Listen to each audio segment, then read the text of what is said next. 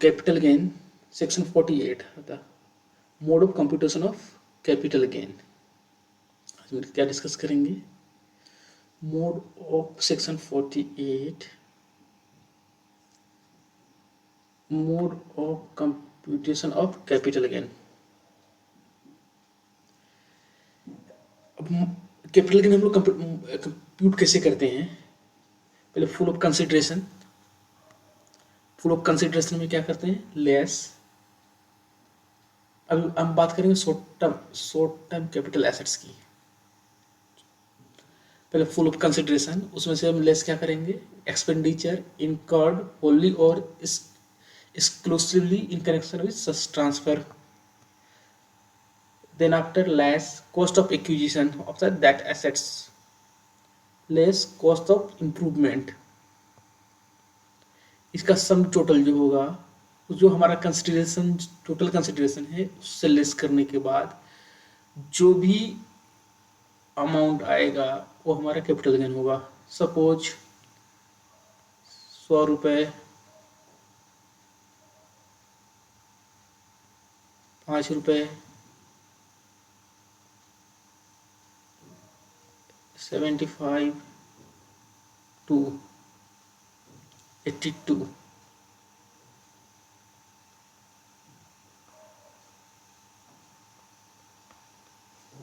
ये हो जाएगा हमारा शॉर्ट टर्म कैपिटल गेन। इसको बताने की जरूरत ही नहीं है, आप लोगों ने एसएससी में पढ़ा ही होगा। Similarly long term capital gain में यहाँ पे full value of consideration, expenditure incurred wholly and exclusively in connection with such transfer को लेस करेंगे। कॉस्ट ऑफ एक्विजिशन यहाँ पे इंडेक्स्ड कॉस्ट हो जाएगा, इंडेक्स्ड कॉस्ट ऑफ एक्विजिशन, और सिमिलरली यहाँ पे इंडेक्स्ड कॉस्ट ऑफ इंप्रूवमेंट हो जाएगा। इन सबको लेस करने के बाद जो फिगर आएगी वो हो जाएगा हमारा लॉन्ग टर्म कैपिटल गेन। ये तो सीधा सीधा सा फंडा था। अब बात करते हैं जो इनकम टैक्स एक्ट में जो प्रोविजन दे रखे हैं, तो how to compute capital gain, उसको हम डिटेल में डिस्कस करेंगे यहाँ पे।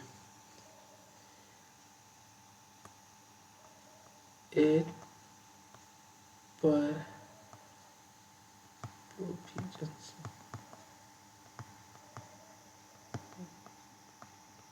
सेक्शन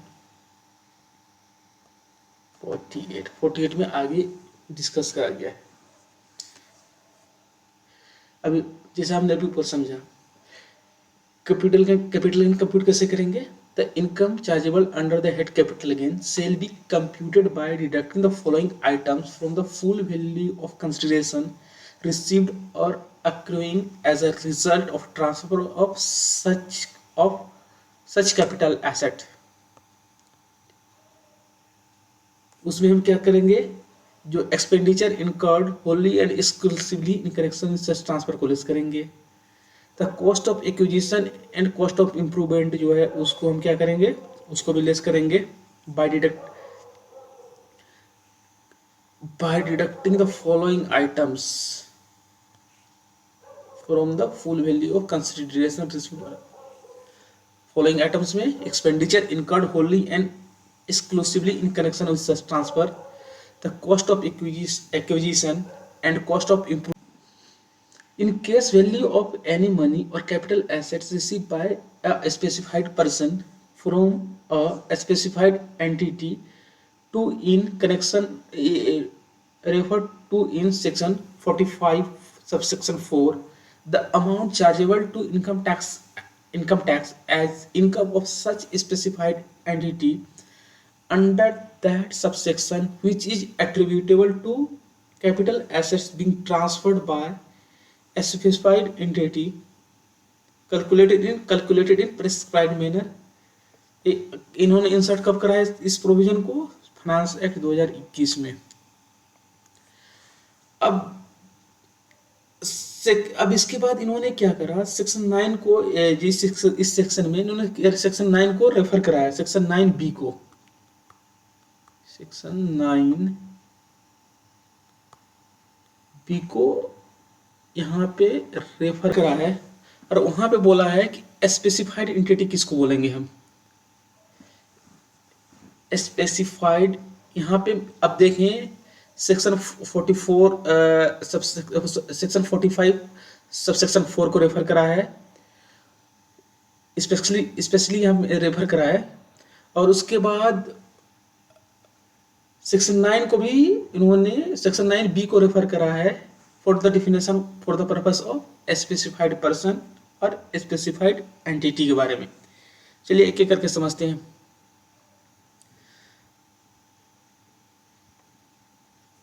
सेक्शन 9 में, सेक्शन 9 बी में, सेक्शन 9 बी में स्पेसिफाइड एंटिटी की बात करता है। स्पेसिफाइड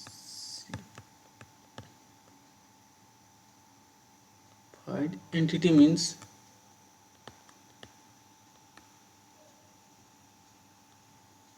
क्या हो जाएगा, पार्टनरशिप फॉर्म, पार्टनरशिप फॉर्म,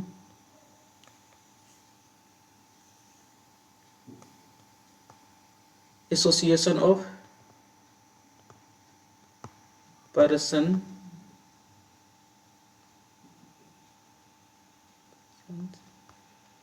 इसको हम शॉर्ट में बोलेंगे AOP, body of individual,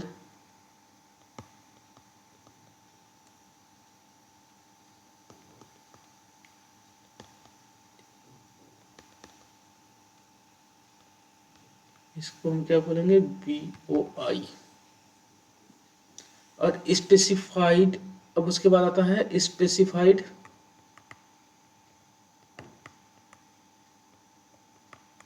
person, किसको बोलेंगे, यहाँ पे हो जाएगा partners of partnership form,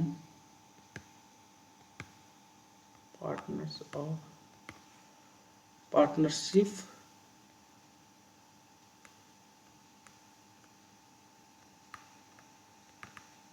C form,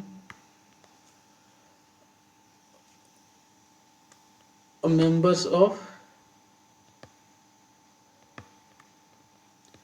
BOI और एओपी। जो सेक्शन 9 बी में स्पेसिफाइड एंटिटी के means partnership firm, association of person और बॉडी ऑफ इंडिविजुअल। और specified person means the partners of the partnership firm और मेंबर्स ऑफ बीओपी और AOP, BOI and AOP को इन्होंने यहाँ पर रेफर करा है। उसके बाद इन्होंने इसका आगे सेक्शन 45 इसी सेक्शन में इसी सब क्लॉज 3 में रेफर करा है सेक्शन 45 सब सेक्शन 4 को।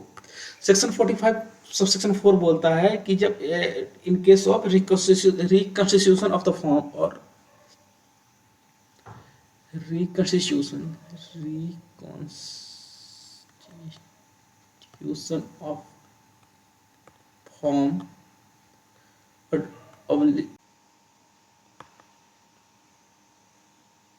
dissolution of form oblique AOP BOI। In case में अगर पार्टनर्स को, अगर पार्टनर्स या मेंबर्स को जो कुछ भी फॉर्म से या एओपी और बीओआई से जो भी मिलता है वो क्या हो जाएगा, टैक्सेबल हो जाएगा। किसके हैंड में, पार्टनरशिप फॉर्म के हैंड में वो टैक्सेबल हो जाएगा। पार्टनरशिप फॉर्म के हैंड में वो टैक्सेबल होगा। कहाँ टैक्सेबल हो जाएगा, पार्टनरशिप फॉर्म में, पार्टनरशिप फॉर्म में या एओपी बीओआई में वो क्या हो जाएगा, टैक्सेबल हो जाएगा। अब टैक्सेबल हो जाएगा तो यहाँ पे मतलब एक ट्रांसफर के डिफिनेशन में आ जाता है। ट्रांसफर मीन्स जो भी अमाउंट, जो भी अमाउंट कोई फॉर्म है, पार्टनरशिप फॉर्म है,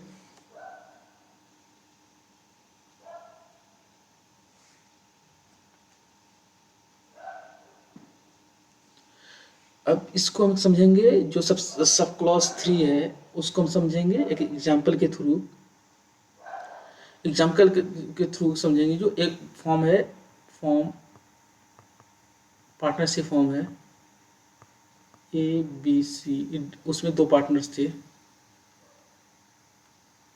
दो पार्टनर्स थे ए और A and B. Partnership firm क्या हो गई, डिसॉल्व हो गई। पार्टनरशिप फॉर्म, पार्टनरशिप फॉर्म क्या हो गई, डिसॉल्व हो गई। कब हो गई ये, 20/11/2020 को। अब इसमें जो एस ए को मिला, पार्टनरशिप फॉर्म के डिजिटेशन पे ए को क्या मिला, ए को मिला एक लैंड जिसकी फेयर मार्केट वैल्यू 50 लाख है।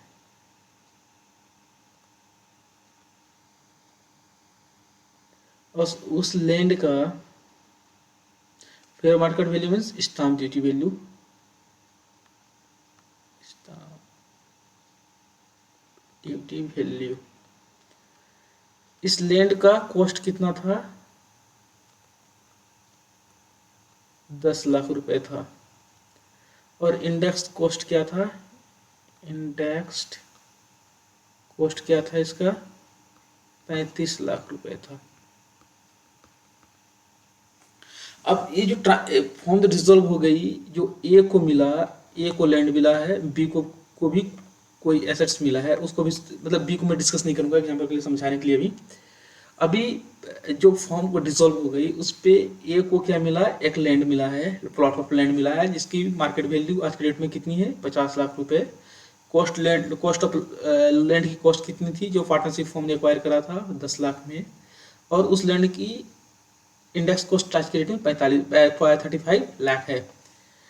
अब जो इस सेक्शन, जो सब क्लॉज 3 इंसर्ट जो हुआ, मतलब as per the section 40 subsection 45 subsection 4 में जो लैंड, जो प्लॉट जो ए को मिला है, वो किसके हैंड पे चार्जेबल होगा, फॉर्म के हैंड पे चार्जेबल होगा वो। अब हम कंपटीशन बनाते समय पार्टनरशिप फॉर्म का जो कंपटीशन बनाएंगे, competition of income of partnership firm, competition of income of A B C, वहाँ पे क्या करा है, कॉस्ट ऑफ एक्विजिशन हम क्या लेंगे, full value of consideration 50 lakh. कुछ ट्रांसफर एक्सपेंसेस जो होंगे, बस इस सेक्शन को पढ़ने के लिए, हम इस सब क्लोज को समझने के लिए, index cost of said land 35 lakh rupees, ये कितना हो जाएगा, ये 15 लाख रुपया हमारा क्या हो जाएगा, लॉन्ग टर्म कैपिटल गेन।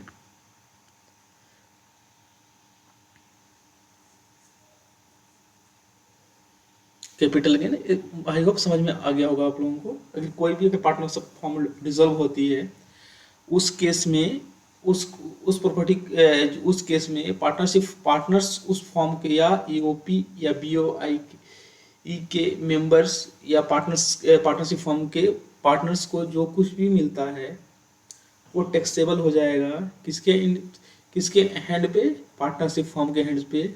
और उसके जो मेंबर्स को मिले हैं उसका कॉस्ट ऑफ एक्विजिशन या इंडेक्स कॉस्ट ऑफ एक्विजिशन को हम लेस कर देंगे कैपिटल गेन कंप्यूट करते टाइम पे।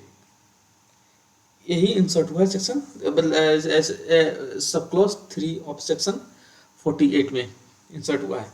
अब दूसरी बात आती है, आप कहीं भी देखेंगे तो वहाँ आता है full value of consideration, cost की बात नहीं, वो सेल की बात नहीं करते, सेल वो सेल अमाउंट की बात नहीं करते हैं, वो हमेशा बात करते हैं इस सेक्शन में फुल वैल्यू ऑफ कंसिडरेशन की full value of consideration of, यहाँ पे जो मेंशन कर रखा है फुल वैल्यू ऑफ कंसिडरेशन, कहीं भी सेल अमाउंट की बात नहीं होगी। सेल अमाउंट की इसलिए बात नहीं होगी कि हमने डिफिनेशन में पढ़ा था ट्रांसफर का, ट्रांसफर हम किसको मानेंगे, सेल करा हो, एक्सचेंज करा हो, रेलिंक्विशमेंट है, एक्सटिंग्विशमेंट है, उसके एक्सटिंग्विशमेंट है, उसके बाद है कोई क्लेम हमको इंश्योरेंस में मिला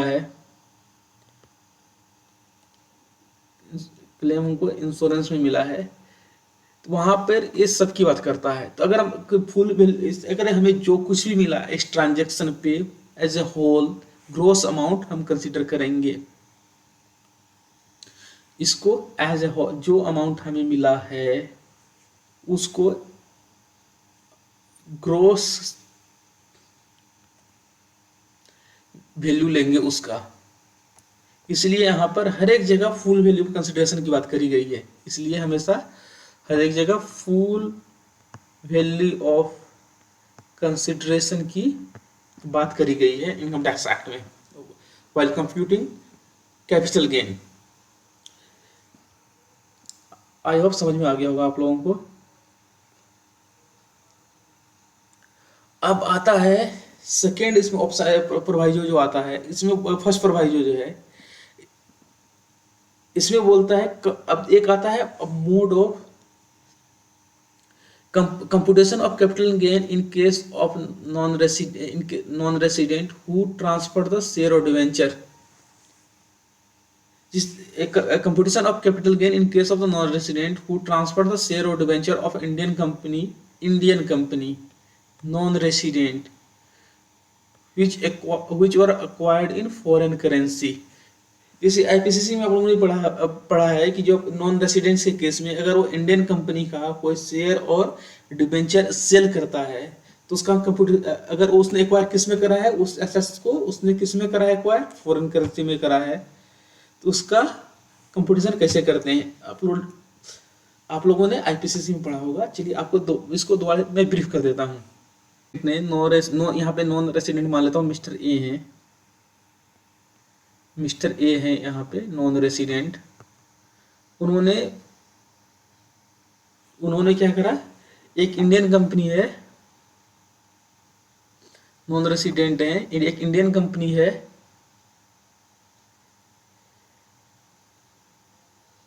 मेसर्स ए लिमिटेड, उसमें इन्होंने क्या करा है 10,000 शेयर एक्वायर करे हैं एट द रेट ऑफ 100 रुपए का।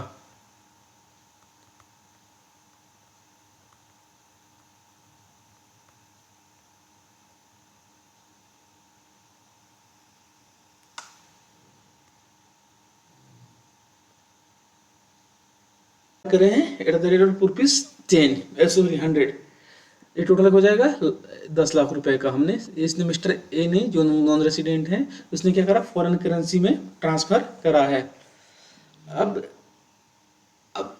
फॉरेन करेंसी में ट्रांसफर करा है, अभी हम देखेंगे डॉलर के मुकाबले जो फॉरेन करेंसी जो इंडियन रुपीस है कि मतलब डॉलर के मुकाबले इंडियन रुपीस काफी गिरी हुई है, रेट इसका गिरा हुआ है 75, 70, 80 के आसपास अभी चल रहा है इनका रेट।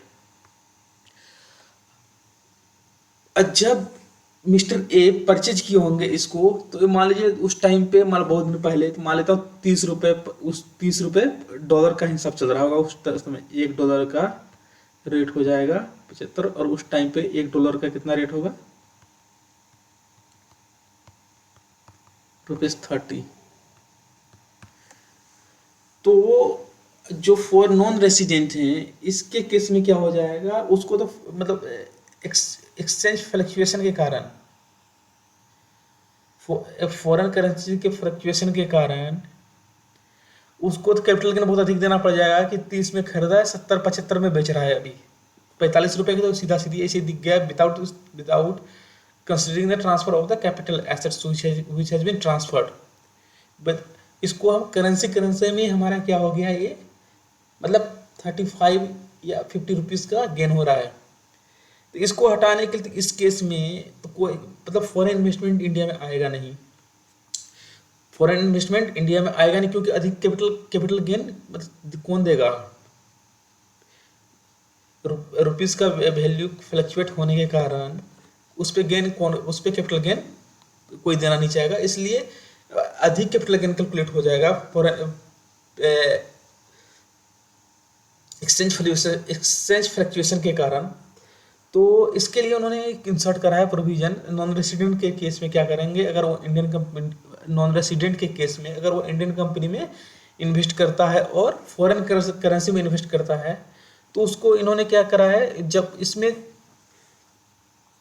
इन्होंने तीन बातें कही है। मतलब इसको हम क्या करेंगे, कन्वर्ट कर देंगे किस में, उस फॉरेन करेंसी में जिसमें हमने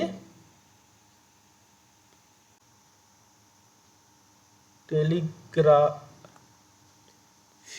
ट्रांसफर, सेलिंग प्राइस और टेलीग्राफिक ट्रांसफर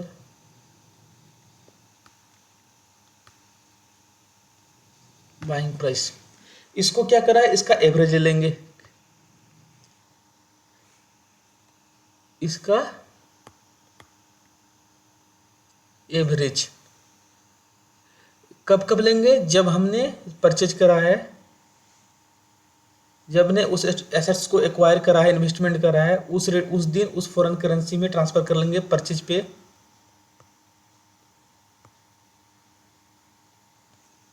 परचेज पे इसको क्या कर लेंगे, फॉरेन करेंसी में कन्वर्ट कर लेंगे किस दिन, average of the telegraphic transfer और सेलिंग प्राइस और टेलीग्राफिक ट्रांसफर बाइंग प्राइस को एवरेज कर लेंगे किस डेट पे, on the date of the acquisition of such assets in the Indian company. उसके बाद हम ट्रांसफर एक्सपेंस, उसके बाद क्या इनकर्ड होगा, ट्रांसफर एक्सपेंसेस इनकर्ड हुआ होगा। इस ट्रांजैक्शन में ट्रांसफर एक्सपेंसेस इनकर्ड हुआ होगा, तो उसमें क्या करेंगे, ट्रांसफर एक्सपेंसेस को भी क्या कर लेंगे, उस फॉरेन करेंसी में कन्वर्ट कर लेंगे, किस मोड के through, telegraph average of the telegraphic transfer selling price, selling rate और टेलीग्राफिक ट्रांसफर बाइंग रेट पे इसको क्या कर लेंगे, एवरेज कर लेंगे। उसके बाद हम क्या करेंगे, सेल कंसिडरेशन को, जो सेल कंसिडरेशन है उसको भी हम कन्वर्ट कर लेंगे, सेल कंसिडरेशन को भी हम क्या कर लेंगे, यहाँ पर कन्वर्ट कर लेंगे किसमें, टेलीग्राफिक सेलिंग रेट और टेलीग्राफिक ट्रांसफर बाइंग रेट पे इसको भी एवरेज कर लेंगे। किस दिन, जिस दिन ट्रांसफर हुआ है, on the date of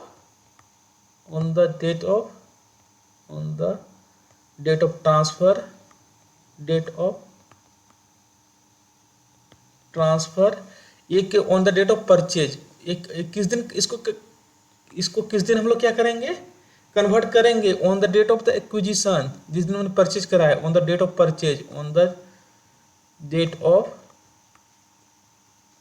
purchase, इसको भी क्या करेंगे, ऑन द डेट ऑफ किस दिन कन्वर्ट करेंगे इसको,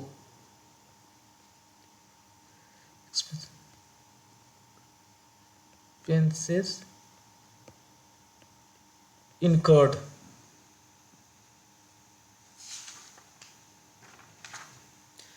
अब इसको टेलीग्राफिंग सेलिंग रेट, टेलीग्राफिंग बाइंग रेट को हम जब कन्वर्ट करने की बात करें, किस दिन कन्वर्ट करेंगे, जिस दिन हमने एसेट्स को परचेज करा है उस दिन के रेट से, जिस दिन हमने एसेट्स को परचेज करा है, नॉन रेसिडेंट परचेज करा है, परचेज के दिन उसको क्या करेंगे, उस दिन जो टेलीग्राफिक ट्रांसफर सेलिंग रेट और बाइंग रेट था, टेलीग्राफिक बाइंग रेट, उसमें हम उसी on the date of purchase की बात करते हैं, वहां पर ट्रांसफर कन्वर्ट करेंगे।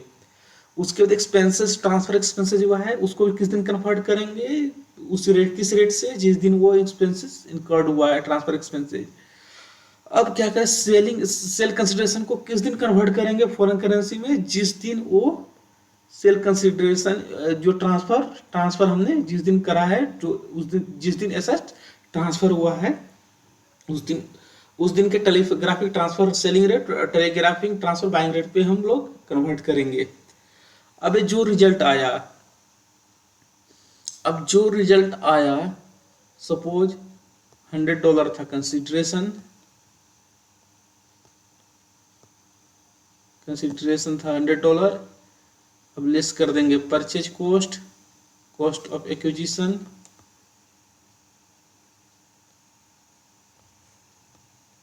$50 का। ट्रांसफर कर देंगे सपोज ये मेरा $5 का था, ये हो जाएगा मेरा $45 मेरा बेनिफिट हो गया। अब 45 को मेरा एक गेन हो गया, मेरा ये 45 मेरा ये क्या हो गया, गेन हो गया। इस $45 को क्या करेंगे, हमें कन्वर्ट करना होगा, क्या इंडियन रुपीज में कन्वर्ट करना होगा। तो इस दिन हम क्या करेंगे, इसको किस में कन्वर्ट करेंगे, टेलीग्राफिक ट्रांसफर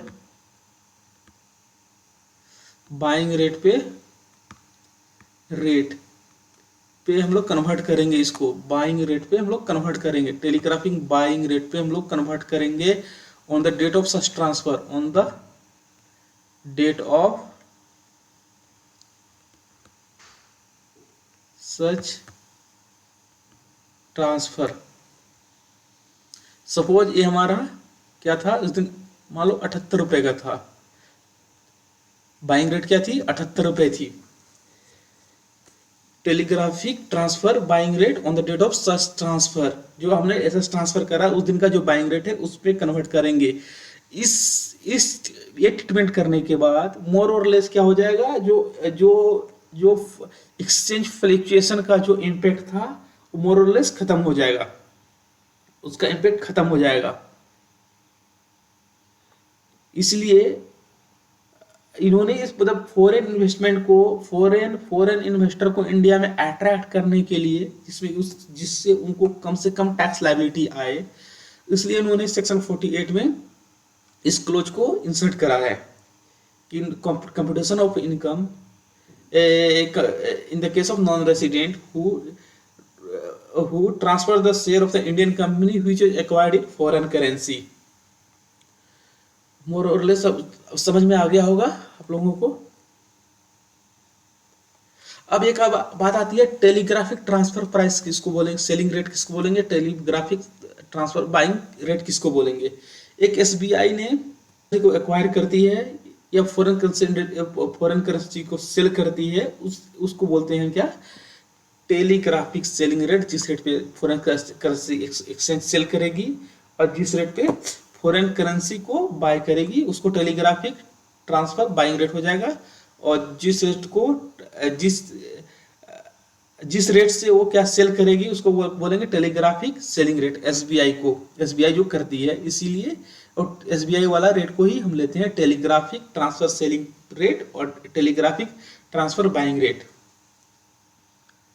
अब यहाँ पे हम देखेंगे कि यहाँ पे हमने क्या करा है, इंडेक्स ना हमने यहाँ पर अगर short term long term capital gain है, अगर लॉन्ग टर्म कैपिटल गेन है तो हमने क्या करा है, यहाँ पे इंडेक्सेशन नहीं करा है। अब यहाँ पे नॉन रेसिडेंट केस में क्या हुआ, इंडेक्सेशन लॉन्ग टर्म, अगर इंडेक्सेशन केस में अगर लॉन्ग टर्म कैपिटल एसेट्स है, अगर शेयर और डिवेंचर, अगर लॉन्ग शेयर और डिवेंचर, शेयर्स और डिवेंचर्स क्या है,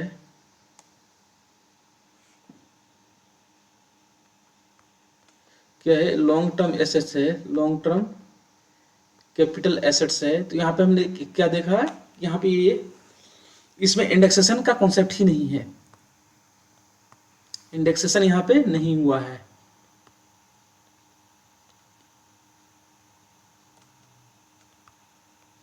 इंडेक्सेशन यहाँ पे नहीं हुआ है। अब बात आती है अब इंडेक्स्ड कॉस्ट ऑफ एक्विजिशन और इम्प्रूवमेंट। अब अदर देन नॉन रेसिडेंट की बात करते हैं। यहाँ तो रेसिडेंट का बात हो गया कि नॉन रेसिडेंट के केस में अगर उस इंडियन कंपनी के शेयर डिवेंचर को ट्रांसफर करा है जो उसने एक्वायर करा था फॉरेन करेंसी में, तो उसका कंप्यूटेशन कैसे, मोड ऑफ कंप्यूटेशन हमने यहाँ पे डिस्कस करा कि उसका कंप्यूटेशन हमने कैसे करना है। अब आती है बात index cost of acquisition of improvement. As per the provision of section 48 for the computation of long term capital gain, the cost of acquisition and cost of improvement increase by the applying the cost inflation index, जिसको हम CII बोलेंगे। Once CIE is applied to the cost of acquisition and cost of improvement, it's become the index cost of acquisition and index cost of improvement for government, which is determined keeping in the view of the rise in price due to inflation। अब ऐसा नहीं है कि कुछ भी index cost मान ले, जो इंडेक्स कॉस्ट अप्लाई करने के लिए, कॉस्ट इन्फ्लेशन इंडेक्स अप्लाई करने के लिए कुछ भी ले लें, वो हम वही रेट लेंगे जो क्या करा है भारत सरकार ने डिटरमिन करा है। वो डिटरमिन कैसे होता है जो इन्फ्लेशन के बेस पे होता है। अब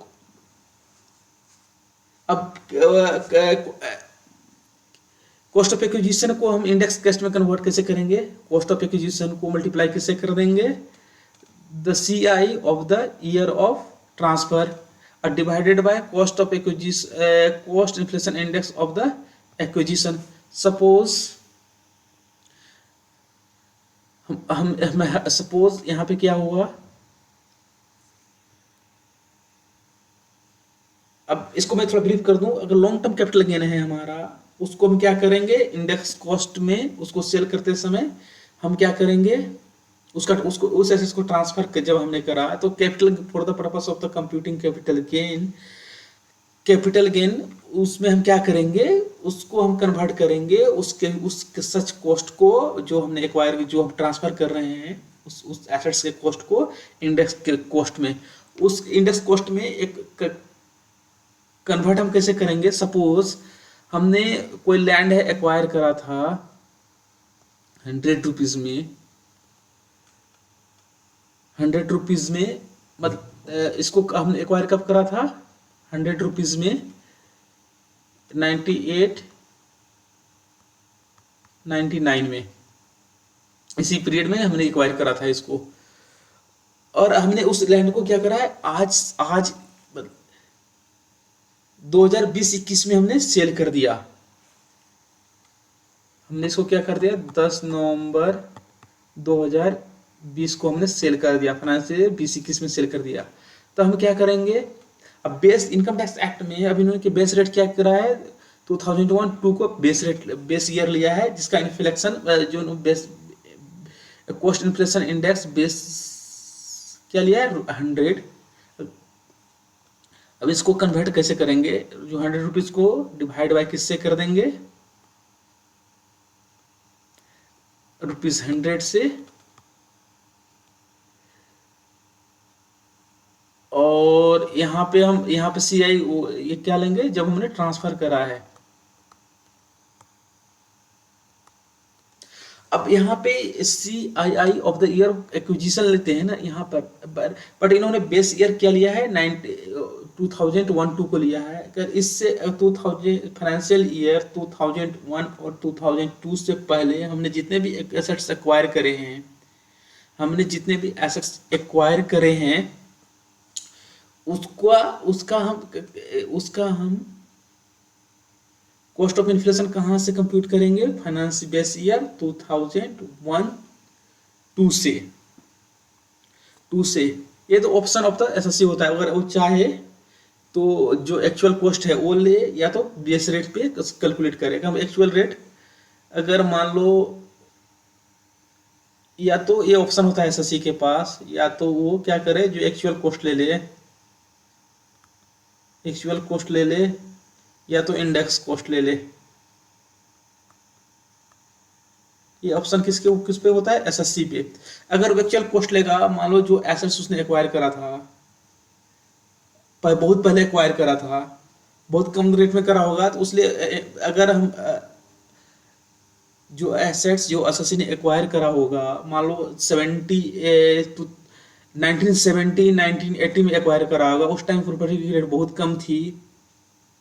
अगर वो एक्चुअल रेट पे सेल करेगा, अगर वो जो सेल कर रहा है अगर एक्चुअल रेट पे उसको कंप्यूट करेगा एक्चुअल कॉस्ट ऑफ एक्विजिशन पे, तो क्या हो उस केस में क्या होगा, कैपिटल गेन अधिक होगा, अधिक देना होगा। अगर इंडेक्स कॉस्ट पे करेंगे तो क्या हो जाएगा, कैपिटल उस कॉस्ट का, उस जो जो एसेट्स हम सेल कर रहे हैं उस एसेट्स का कॉस्ट क्या हो जाएगा, इम्प्रूव हो जाएगा ड्यू टू इंडेक्सेशन, और जिसमें हमें कैपिटल गेन कम देना पड़ेगा। रेफर करा है सेक्शन 55 सबसेक्शन 1 सब क्लोज बी में कि cost of improvement, cost of improvement ये हो जाएगा कॉस्ट ऑफ इम्प्रूवमेंट, इम्प्रूवमेंट को हम ट्रीटमेंट कैसे करेंगे। फर्स्ट प्रोवाइजो में किसकी बात करी है, फर्स्ट प्रोवाइजो में जो सेक्शन 48 का है किसकी बात करी है, नॉन रेसिडेंट की बात करी है, यहाँ पर नॉन रेसिडेंट की बात करी है। सेकेंड प्रोवाइजो में कॉस्ट ऑफ एक्विजिशन और cost of improvement, index cost of acquisition और इंडेक्स कॉस्ट ऑफ इम्प्रूवमेंट की बात करा है सेकेंड प्रोवाइजो में। अब थर्ड प्रोवाइजो आता है सेक्शन 48 का, इसमें बोलता है first and second proviso not to apply in case of long term capital asset transfer to section 112A। Section 112A में अगर हमने कोई अगर लॉन्ग टर्म एसेट्स अगर ट्रांसफर करा है तो उस केस में क्या हो जाएगा, फर्स्ट प्रोवाइजो और सेकंड प्रोवाइजो एप्लीकेबल नहीं होगा। इसमें सेक्शन 112A में क्या बोलता है, wherein long-term capital gain arising from transfer of long-term capital assets being an equity shares in a company, an unit of an equity-oriented fund, a unit of business trust, refer to section 12A। अगर ये listed है अगर हमने इस पे क्या हो, अगर इक्विटी शेयर है,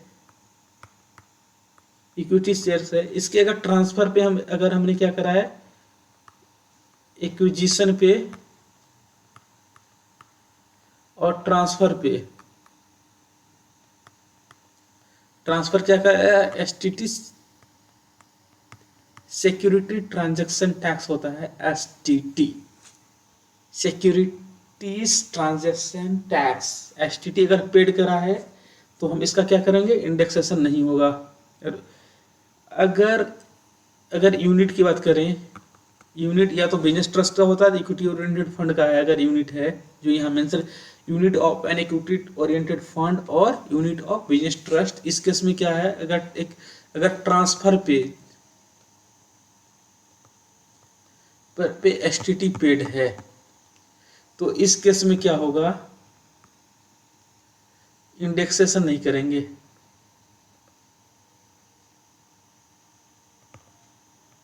इंडेक्सेशन इस केस में नहीं होगा। अगर equity share acquisition at the time of हमने जब एक्वायर करा उस पर एसटीटी पेड करा है और ट्रांसफर करा है, अगर उस पर एसटीटी पेड करा है तो लॉन्ग टर्म कंप्यूट करते टाइम, कैपिटल गेन कंप्यूट करते टाइम उस पर हम क्या करेंगे, इसका इंडेक्सेशन नहीं करेंगे। सिमिलरली अगर हमने यूनिट्स, इक्विटी ओरिएंटेड यूनिट्स और यूनिट्स ऑफ बिजनेस ट्रस्ट अगर हमने ट्रांसफर करा है, अगर उसको ट्रांसफर के केस में, ओनली ट्रांसफर के केस में हमने क्या करा है, इस पे अगर एसटीटी पेड करा है तो वहां भी इंडेक्सेशन का बेनिफिट हमें नहीं मिलेगा।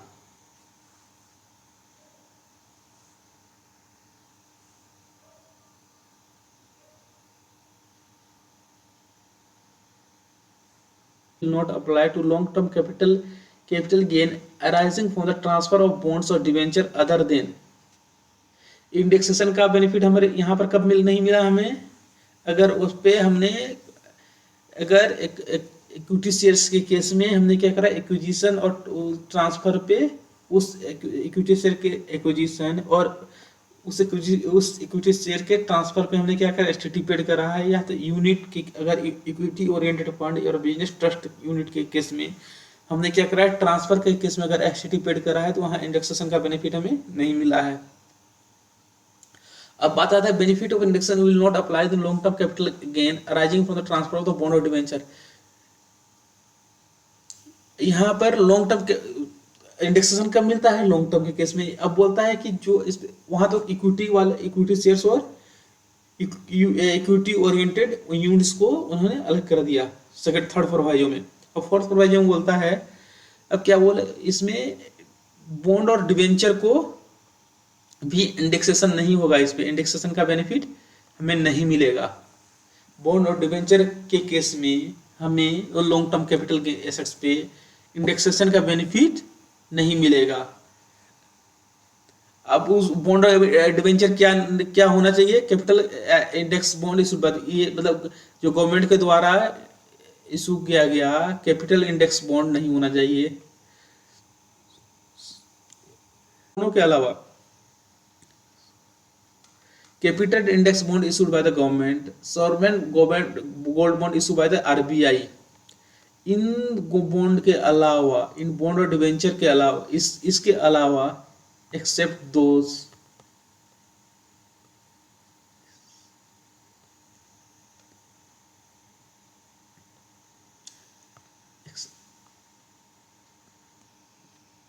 इसके अलावा अगर हमें कोई भी डिवेंचर या बॉन्ड अगर हम ट्रांसफर करते हैं तो उस पर क्या हो जाएगा? इंडेक्सेशन का benefit long term capital assets के कैपिटल गेन के समय हमें इंडेक्सेशन का बेनिफिट नहीं मिलेगा।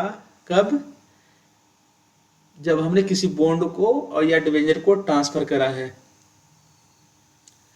अब आगे आता है, in case of depreciable assets will discuss later, there will be no indexation and capital gain will always be a short term capital assets. अब आगे डिस्कस, अब इंडेक्सेशन की बात आई तो मैंने सोचा इसको यहाँ पे मेंशन कर दूं। डिप्रिसिएबल एसेट्स के केस में भी क्या होता है? इंडेक्सेशन का बेनिफिट नहीं मिलता है और वो हमेशा क्या होता है? शॉर्ट टर्म कैपिटल गेन होता है उस पर। अब देखिए यहाँ पर तीन चीजें हो गई, तीन केसेस में हमें क्या होता है? तीन केसेस में हमें इंडेक्सेशन का बेनिफिट नहीं मिलता है। कब? अगर हमने इक्विटी शेयर्स, अगर हमने एसटीटी हमने अगर कोई लॉन्ग टर्म इक्विटी शेयर्स है, अगर हमने उसके एक्विजिशन पे और उस ट्रांसफर के टाइम उस इक्विटी शेयर पे एसटीटी पेड करा है, वहां पर इंडेक्सेशन का बेनिफिट नहीं मिलेगा। अगर इक्विटी ओरिएंटेड यूनिट्स है या यूनिट्स ऑफ बिजनेस ट्रस्ट, अगर उस केस में, यूनिट के केस में अगर हमने क्या करा है? ट्रांसफर के टाइम अगर उस पर एसटीटी हमने पेड करा है, सिक्योरिटी ट्रांजैक्शन टैक्स अगर पेड करा है, तो उस पर भी हमें इंडेक्सेशन का, लॉन्ग टर्म कैपिटल गेन पे इंडेक्सेशन का बेनिफिट नहीं मिलेगा। अगर उसके बाद बात आती है डिवेंचर और बॉन्ड, वहाँ स्पेसिफिक मेंशन करा है, अगर कोई bond, gold bond issue by RBI और बॉन्ड इशू बाय गवर्नमेंट, इन दोनों को अलावा अगर हमने कोई दूसरा बॉन्ड या डिवेंचर अगर हमने सेल करा है, अगर उस पर long term capital gain arise हो रहा है, तो उसमें क्या होगा? यहाँ पर भी इंडेक्सेशन का बेनिफिट हमें नहीं मिलेगा।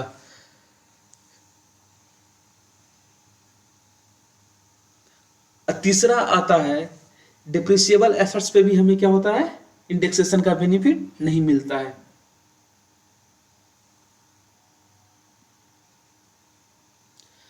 अब बात आती है फिफ्थ प्रोवाइजो की। In case an SSC being a non resident, any gains arising on account of appreciation of rupees against the foreign currency at the time of redemption of rupees denominated bond of an Indian company held by him shall be ignored for the purpose of computation of full value consideration under this section. इसको दोबारा पढ़ें। In a case of an SSC being a non-resident, any gains arising on account of appreciation of rupees against a foreign currency at the time of redemption of rupees denominated bond of an Indian company held by him shall be ignored for the purpose of computation of full value of consideration. अब देखिए यहाँ पे तीन चीजें आ गई यहाँ पर। एक तो आगे एसएससी कौन होगा?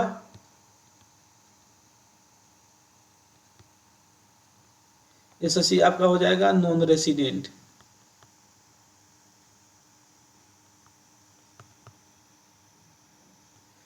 अब उसके बाद किस बॉन्ड में इस कहाँ पे इन्वेस्ट करा है, वो कहाँ इन्वेस्टमेंट करा है, इन्वेस्टमेंट कहाँ है, किस टाइप का है, rupees dominated bond, denominated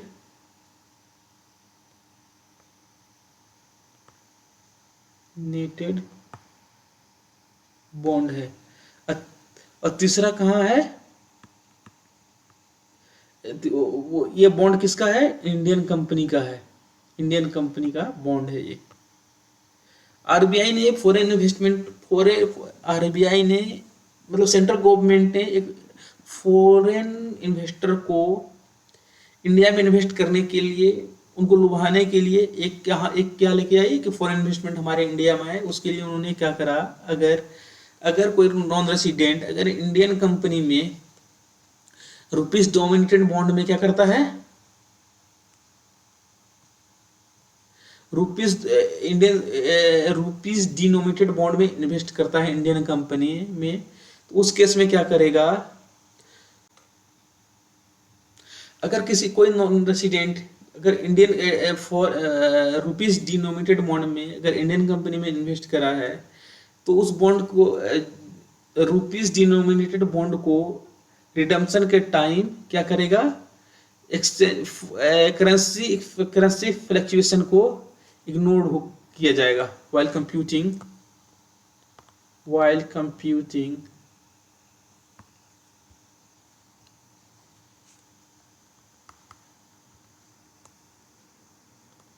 capital gain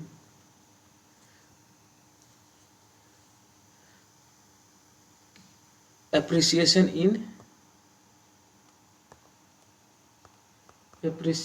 of rupees against foreign currency shall be ignored।